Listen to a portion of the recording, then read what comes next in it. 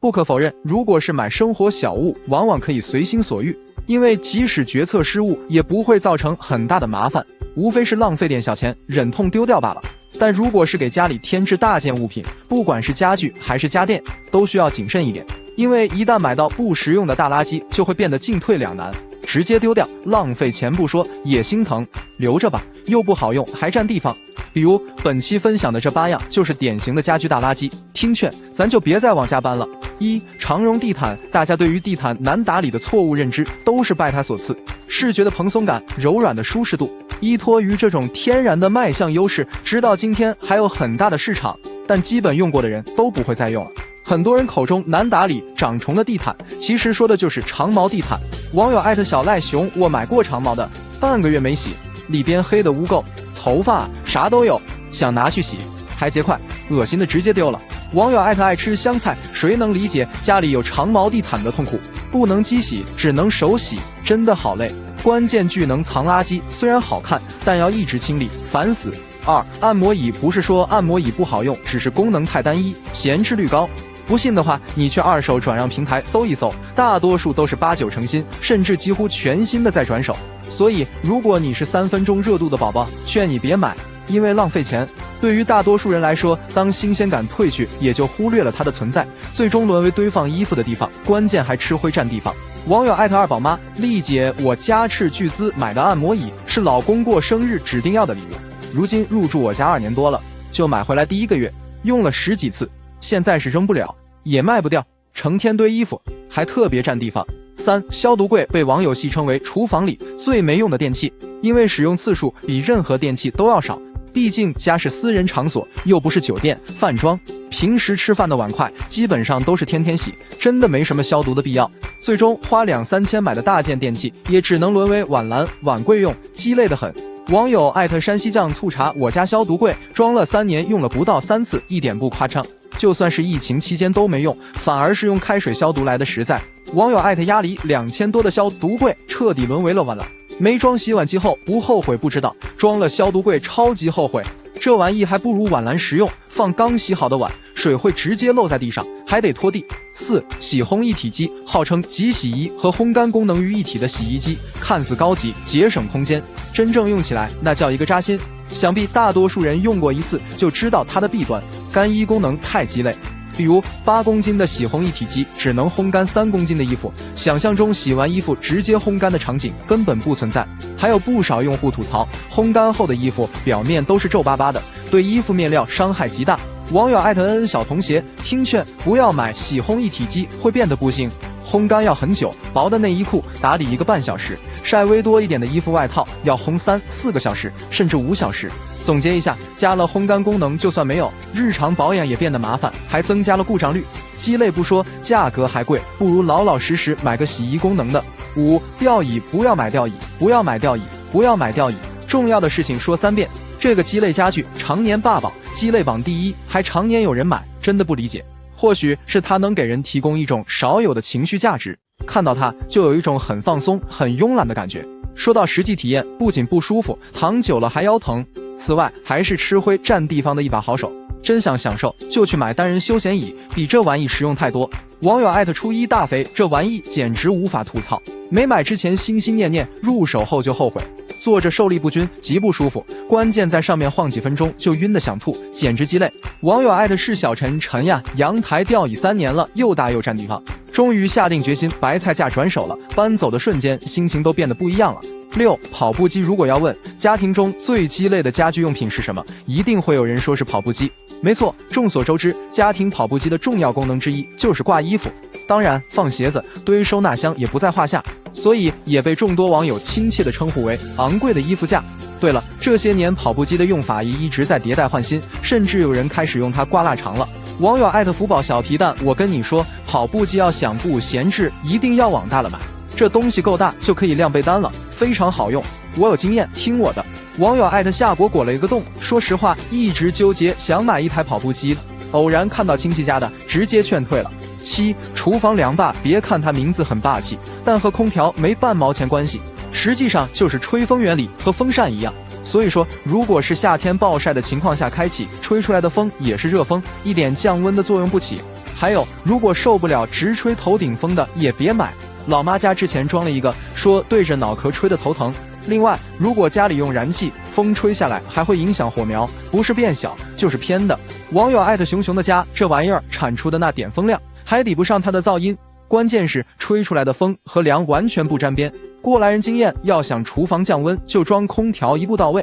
网友艾特橙子和汤圆，梁爸妥妥的智商税。入住2年，经历2个夏天，总共用过3次。大夏天在厨房做饭，开个凉坝等同于吹电热风，并且密密麻麻的小孔，还是个藏油渍的高手。含泪总结，除了吸油，别无任何用处。8. 各种小厨电，我敢打赌，大多数家庭的厨房里都会翻出来一堆闲置的小家电，什么早餐机、豆浆机、榨汁机、蒸蛋机、三明治机、酸奶机、煮蛋器等等。商家靠着功能细分的策略，有各种各样的名头让你买单。虽说大部分人都有一颗想成为厨神的心，但实际上每天忙得鸡飞狗跳的，哪有闲暇心情和时间做早饭？所以这些五花八门的厨房小家电，日常能用到的次数真的是屈指可数。网友艾特甜蜜梅子酱都说差生文具多，1个星期做不了1次饭，但小家电可一样不少。空气炸锅扔了，榨汁机扔了，面包机扔了，电磁炉送人了，现在就剩下微波炉和烤箱了。结语：奉劝大家，买任何东西的前提是生活中需要，并且能用得到，而且是经常用，利用率高，这样才会物有所值。千万别冲动消费，花钱买闲置品，放在家里不仅落灰，还占地方。不可否认，想要做出一餐美味的佳肴，注定离不开一口好的锅具。正因如此，很多家庭在厨房锅具上都很舍得投入，我家就是如此。平时和爱人都舍不得给自己买东西，但却独独对厨房的锅具十分钟爱。这些年买过和用过的厨房锅具数不胜数，有些是被颜值种草，有些是被营销噱头买的单，但使用过才发现，有些锅具真的不值得投入，不仅是价格贵，而且是又难伺候又难用。本期小东就结合自家的使用经验来告诉你6种不建议买的锅具，避免大家花冤枉钱。1. 蜂窝不粘锅，不建议买。这种网红蜂窝不粘锅真的是太坑了。我觉得发明这种锅具的厂家心眼比锅具上的蜂窝还多。都知道传统不粘锅多数都是带涂层的，最怕的就是高温和坚硬物，一旦涂层破损，基本就不能用了。看到商家介绍说蜂窝不粘锅无涂层，炒啥都不会粘，而且没有传统不粘锅那么娇贵，于是花了比其他不粘锅1倍的价格买回家。等用过一段时间才发现根本不是那么回事，不粘锅那是不存在的。平时炒个鸡蛋煎个豆腐啥的，那是少放一点油都不行，如果是煎个鱼，那粘锅现象更是惨不忍睹，鱼皮基本都在锅底粘着呢。此外，这种锅具分量还不轻，女孩子用起来会比较吃力，对于炒菜锅来使用的话，真心不推荐。2. 麦饭石锅，不建议买。麦饭石在我的认知里，它应该是一种天然的矿物石，所以购买它的原因也很简单，就觉得它应该是无毒无害，用着健康。但事实真的如此吗？被商家大力宣传的养生锅，其实跟麦饭石是一点关系没有，说到底，它不过就是一口铝锅被喷上了一层麦饭石的花色而已。你以为花大价钱买回家的是无毒无害的石头锅，实际上就是铝合金加上一层特氟龙涂层，本质上还是不粘锅的一种。所以用过才发现，不粘锅的缺点也全被它继承下来，涂层该脱落还是脱落，糊锅糊底的现象还是存在，而且这种特氟龙涂层还有一定的危害性，因此不推荐大家购买。3. 鹅卵石锅，不建议买。毫无夸张地说，鹅卵石锅真的可谓是厨房的颜值担当。光滑的陶瓷面，淡黄的配色，一眼看上去犹如一颗大的鹅卵石一样漂亮。相信很多人都是冲着它的高颜值买的单，当然了，我家也不例外。但真正使用过才发现，它是中看不中用。借用我爱人的一句话形容，就是美丽的废物得供起来用。为啥这么说呢？首先，作为炒菜锅使用，它既不能猛火爆炒，也不能干烧，所以使用的局限性很大。就算用它偶尔炒个青菜，还会因为起锅时烫着手。另外，最无法忍受的还是这种锅具真的太容易脏，锅体下发黄发黑也就算了，连里面都是变黄的，维护保养太难了。如果你不想买回来给自己添堵，奉劝你别买。4. 雪平锅，不建议买。雪平锅又是一款被各大美食博主带火的网红锅具，被一群有利益瓜葛的人群说成是万能锅，更是有一锅到底的称号，说什么用它煎、炒、煮、炸，样样都行，拿它煮面连碗都省了，让你感觉家里不买它真的好像吃亏了一样。但实话实说，这种锅的特别就是轻薄、导热快，把它作为一个不锈钢的煮锅还是不错的，煮个面、热个牛奶啥的确实不在话下。但反过来说，它的优势也同样是它的缺点。如果你用它煎东西、炒菜，就会让你大失所望，因为锅底太薄，经常是上层食物还没熟呢，下面已经粘锅了，而且特别不经用，不耐烧、变色发黑，不好清洗，也是真实情况。另外，被大家诟病的还有它的木质手柄，不是松动脱落，就是烧坏、开裂。300来块的锅具，还不如几十块的奶锅实用呢。5. 珐琅锅不建议买。什么是珐琅锅？其实珐琅锅也被叫做珐琅铸铁锅，从名字上就不难发现，它其实就是铸铁锅加了珐琅涂层，外观看起来和我们国内的砂锅很相近。很多人买它的理由，无非是因为它的高颜值以及很好的保温和密封性。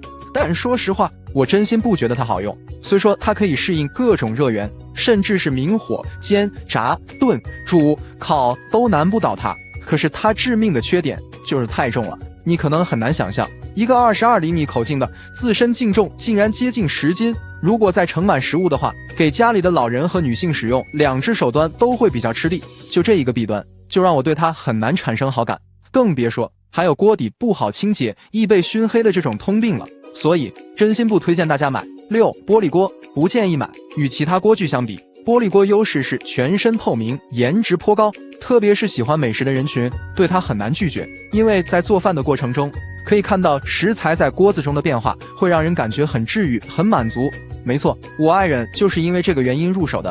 但一段时间使用下来，发现它的弊端也真是不少。比如说，玻璃面的材质怕磕怕碰是免不了的，因此用的时候也要加倍小心。另外，玻璃锅缺点和雪平锅有些类似，就是导热性快，所以在烹饪的时候要随时搅拌和翻炒，一旦慢了或者没看住，就会出现食物粘锅的现象。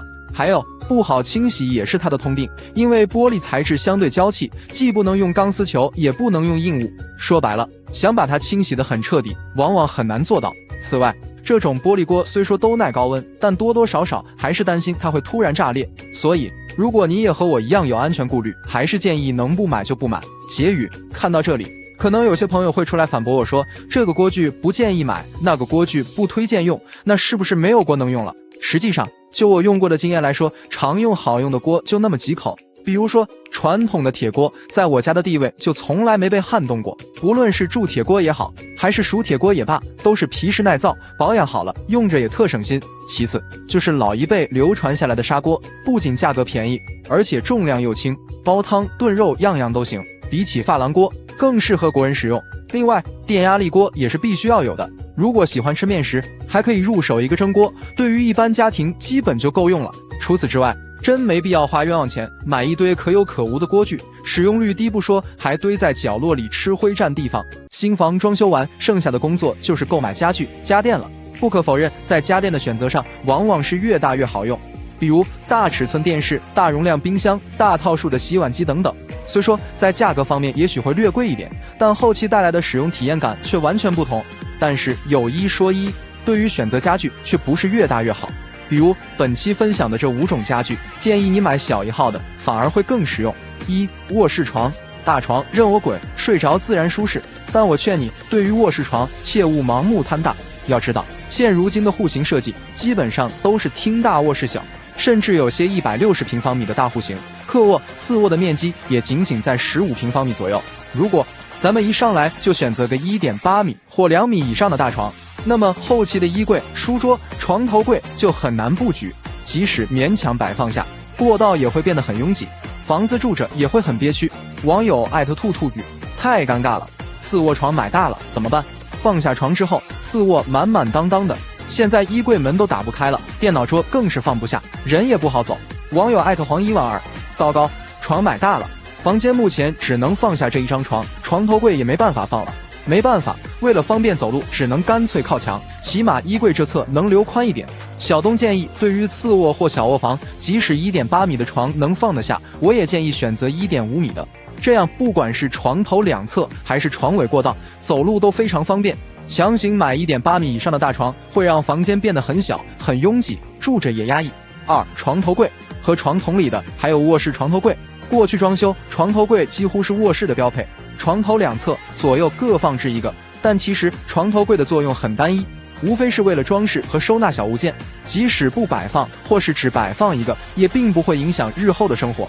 但如果买大了或者强行摆放2个，就会导致出现和衣柜柜门打架打不开的情况。网友导弹菠萝，天啊，柜门被床头柜挡住了，怎么办？量尺的时候失误了，没注意床头柜的边框还长了一丢丢，结果柜门打不开了。小东建议，对于卧室小的家庭，如果有床头柜的需求，建议用小推车或方便移动的小边机代替，既满足功能，又可以解决与衣柜门冲突的问题。3. 沙发。客厅是一个家的脸面，所以总有一拨人会盲目的认为沙发要足够大，才让家里显得够气派。有些博主家光是沙发就占了客厅面积的2/3，真是夸张。放眼望过去，全是沙发，看着就很压抑，让人喘不上气来。说实话，这样的大沙发布局，可供孩子的活动空间都没有了，除了显客厅拥挤，日后的卫生难打扫以外，没一点好处。网友潇潇雨洁，我家沙发买大了，就这样勉强用了几个月，现在越看越觉得累赘。这几天狠心把单独一个舍弃了，空间感立马就有了。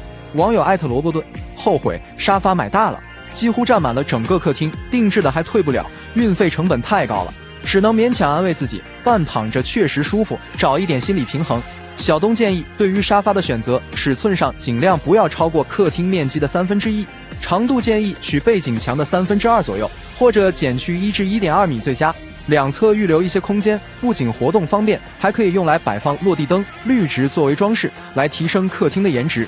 4. 客厅茶几。除非你在家里经常待客，或者平时好喝茶，对茶几有执念，否则客厅茶几要么干脆不买，要买也要买小1号的。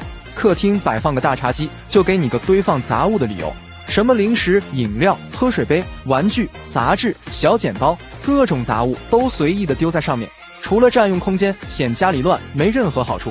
此外，对于有小孩子的家庭，小朋友的活动空间也不足了，平时在客厅玩耍还容易造成磕碰，所以茶几尺寸太大，不仅不实用，还会给生活带来很多不必要的麻烦。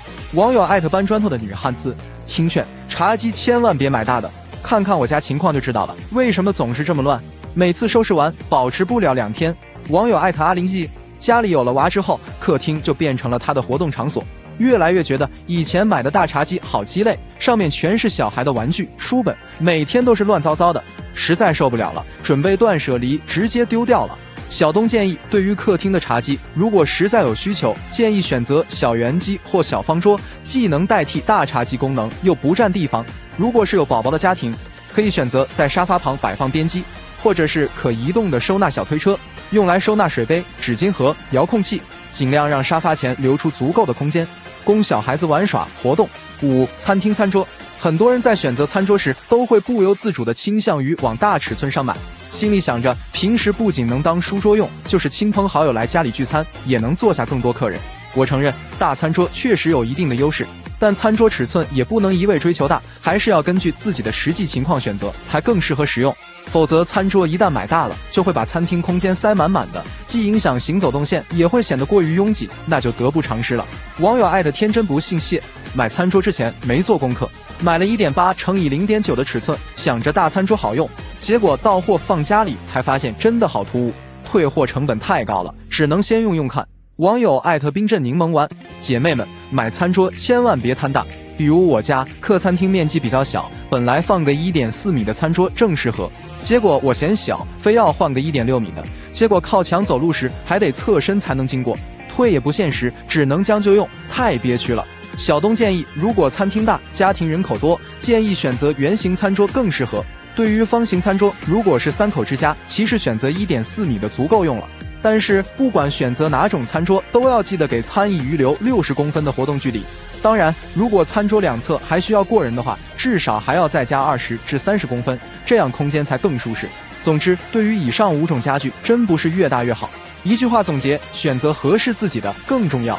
老百姓装修花的都是真金白银，装修时多花钱不可怕，毕竟兼具颜值和实用性的装修效果，也能大大的提升咱们的生活品质。但是最怕的是遇到一些不良商家，为了追求更高的利益，打着所谓专业人士的幌子，诱导消费者购买自己的产品，根本不考虑实用性。这也导致很多不懂装修的小白白白花了冤枉钱，入住后的生活一塌糊涂。本期内容小东就给大家分享7个并不实用的装修设计，都是过来人总结的经验教训。希望看完这些错误的装修案例，能帮助你在装修的路上少踩坑。1. 木地板通铺。如果遇到卖地板的商家，他一般会建议你通铺木地板，通常会说，你看地板的质感和脚感都比瓷砖好，而且户型小通铺地板也显温馨。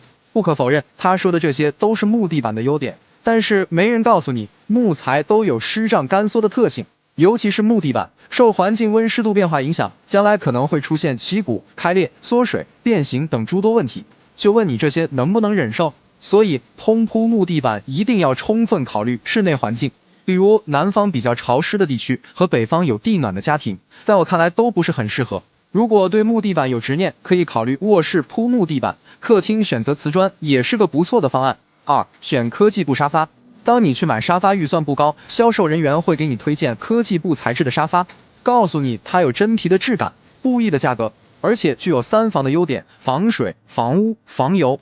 但是销售不会跟你讲的是所谓的3防，其实只是涤纶布料上的涂层而已，它随着时间会老化掉皮的，具体是3个月还是2-3年，那一切就看造化了。而且实际上市面上的高端科技布沙发价格并不比真皮沙发便宜，档次和质感却不如真皮沙发。低端的科技布沙发价格基本和布艺沙发持平，但舒适性和透气性都不如布艺沙发。所以科技布沙发根本就是智商税，不想家里沙发用几年就掉皮掉渣的话，尽量远离科技布沙发。3. 卫生间用木门。你去买室内门的时候，商家会建议你卫生间也用木门，告诉你说和卧室门保持统一，效果更好看。其实目的无非是想多销售2扇门罢了。你要是盲目跟风装木门，很容易踩坑。要知道木材就怕潮气侵蚀，卫生间的水汽就是木门最大的天敌，时间久了受潮发霉，开边起皮是必然的结果。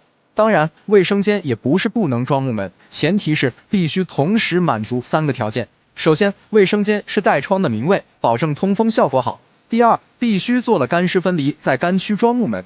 第三，淋浴区做预防隔断，并且最好距离木门 1.5 米以上，否则的话还是老老实实选个泰美合金门，颜值也不错，关键是不怕水汽，更经久耐用。4. 安装壁挂马桶。装修卫生间时，不管是你家改水电的师傅，还是卖卫浴的商家，都会告诉你说壁挂马桶好，宣空更美观，无卫生死角，也好打理卫生。但是说的都是优点，如果你只听这些就往家里搬，入住后就等着后悔吧。首先，安装壁挂马桶要突出墙面20公分，不仅不节省空间，反而更占用空间。其次，市面上的墙排马桶没有虹吸式，基本都是直排式，不仅费水，还冲不干净。另外，一旦水箱坏了，不好维修，而且壁挂马桶款式少，价格高，这些缺点没人告诉你。壁挂马桶一般只有在马桶位置移位过长的情况下，为了解决排水的坡度不够，需要马桶直接连接主下水管的情况下，才建议使用墙排马桶。不要为了悬空不落地，好打理卫生就去冲动的安装壁挂马桶，与其花4-5千去当冤大头，还不如买个同价位的智能马桶更好用。5. 卫生间用长条地漏。接着卫生间来讲，我们要购买地漏时，商家会给你推荐长条地漏，推销话术无非是颜值高，下水速度更快。我劝你别信，其实就是商家想给你推销贵的产品罢了。首先，长条地漏它的排水口也只有一个，所以排水速度根本和普通地漏都是一样的。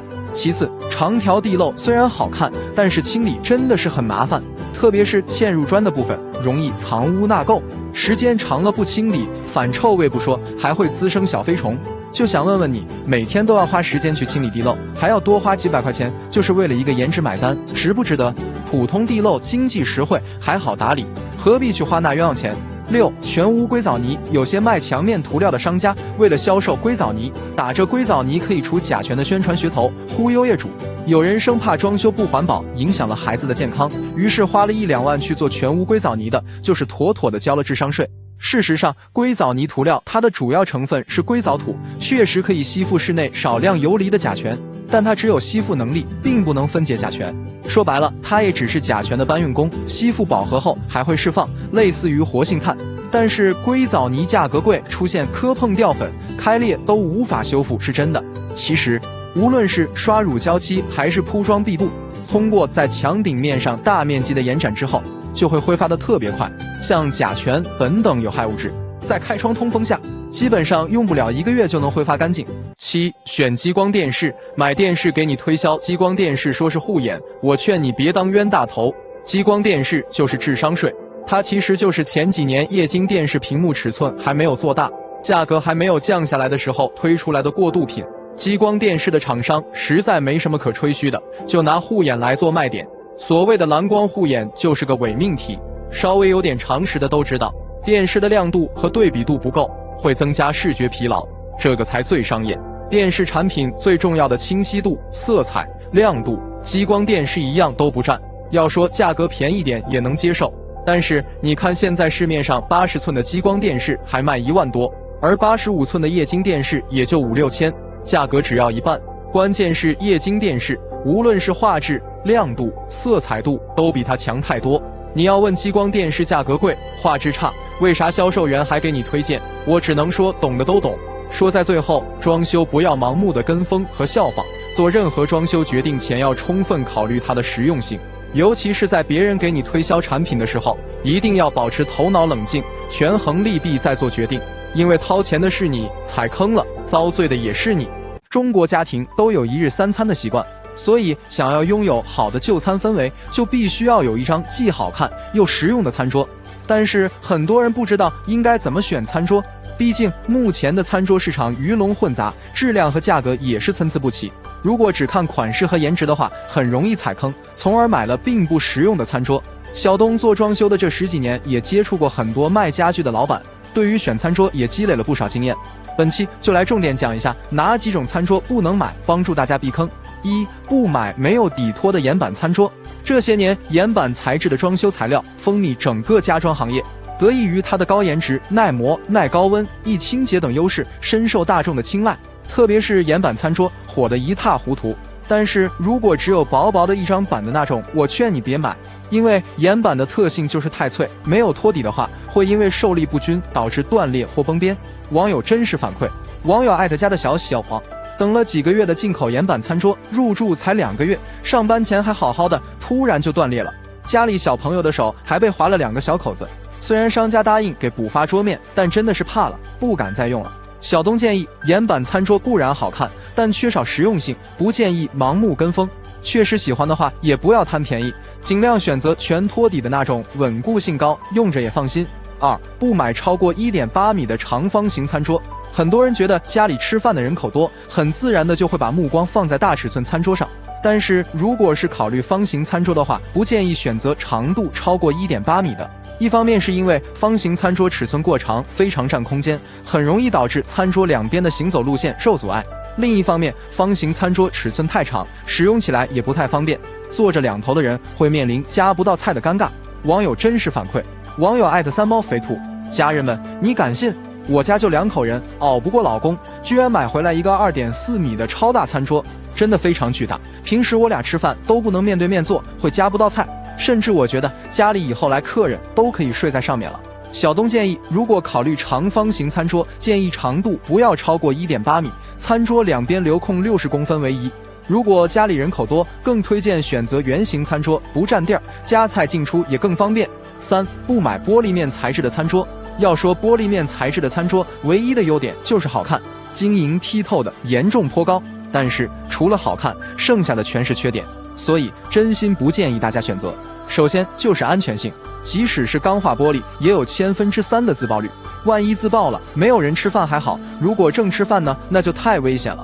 其次，但凡是玻璃面材质的家具，都有易沾手印、不耐脏的通病，尤其是油渍和水渍，很难擦干净。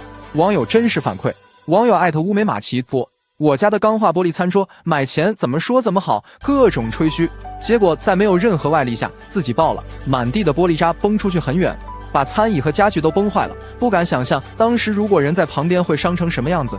小东建议家里有小孩子的尽量不要选择玻璃材质的餐桌，毕竟安全才是第一位。相比之下，更建议选择木质餐桌，耐用、安全还有品质感。4. 不买异形腿款式的餐桌。